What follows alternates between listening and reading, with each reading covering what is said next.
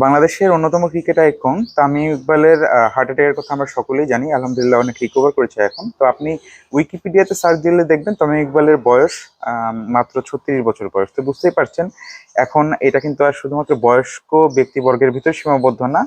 হার্টের ঝুঁকি আমাদের ইয়াং এজের মানুষজনেরও অনেক আছে। তো অনেক আর্লি এজ থেকে আমাদের একটা হেলদি হার্ট মেনটেন করার জন্য কাজ করা উচিত।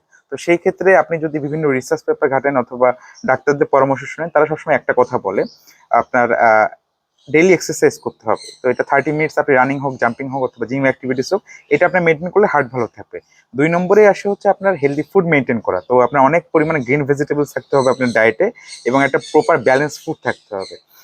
3 নম্বরে যদি হয় তাহলে হচ্ছে আপনার বেশি স্ট্রেস নেওয়া যাবে না, স্ট্রেস রিলিফ থাকতে হবে। স্ট্রেসের সাথে হার্টের সমস্যা কিন্তু আপনার সম্পর্ক যুক্ত থাকতে পারে। এবং সবার শেষে বলা হয় যে অ্যাটলিস্ট 8 আওয়ার স্লিপ আপনার থাকা উচিত, ডেইলি মেনটেন করা উচিত, তাহলে আপনার হার্ট ভালো থাকবে। তো সবাই সচেতন থাকবেন, সুস্থ থাকুন এবং এখন থেকে কেয়ারফুল থাকুন।